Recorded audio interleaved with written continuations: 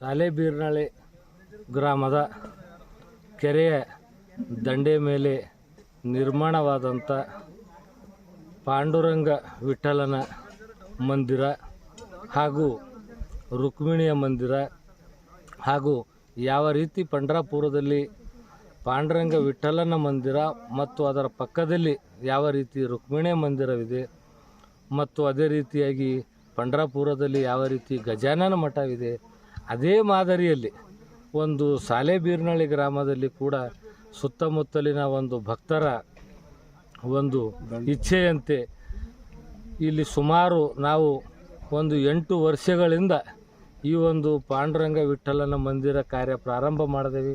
ಸುಮಾರು 8 ವರ್ಷದಿಂದ ಸತತವಾಗಿ ಏನದಂದ್ರೆ ಕೆಲಸ ನಡೀತು.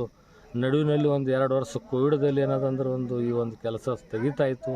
ಹಾಗಾಗಿ ಇದೇ ಫೆಬ್ರವರಿ 11ರಂದು ಇಂದು ಮತ್ತು ನಾಳೆ 12ರಂದು ಸತತವಾಗಿ ಒಂದು ಸಾಲೆಬೀರ್ನಳ್ಳಿ ಗ್ರಾಮದ ರಾಮಲಿಂಗೇಶ್ವರ ಮಂದಿರದಿಂದ ಈ ಒಂದು ಪಾಂಡುರಂಗ ಮಂದಿರದವರೆಗೆ ಪಾಂಡುರಂಗ ವಿಠ್ಠಲನ ಮೂರ್ತಿ ಹಾಗೂ ರುಕ್ಮಿಣಿ ಮೂರ್ತಿಯ ಒಂದು ಭವ್ಯ ಮೆರವಣಿಗೆ ತುಂಬಿದ ಕಳಸದೊಂದಿಗೆ ಸಾವಿರಾರು ಮಹಿಳೆಯರೊಂದಿಗೆ ಸಾಲೆಬೀರ್ನಳ್ಳಿ ಗ್ರಾಮದಿಂದ ಈ ಒಂದು ಪಾಂಡುರಂಗನ ಮಂದಿರವರೆಗೆ ತುಂಬಿದ ಕಳಸದೊಂದಿಗೆ ಏನದಂದ್ರೆ ಭವ್ಯ ಮೆರವಣಿಗೆ ಮೂರ್ತಿದು ಬರ್ತಾ ಇದೆ.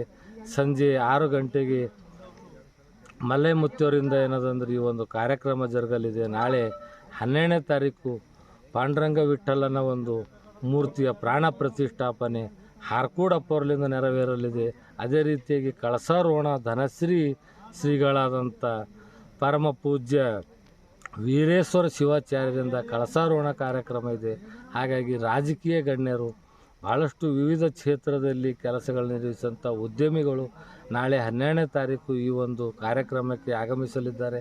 ಹಾಗಾಗಿ ಸುತ್ತಮುತ್ತಲಿನ ಎಲ್ಲ ಗ್ರಾಮಗಳ ಸಹಕಾರದಿಂದ ಸುಮಾರು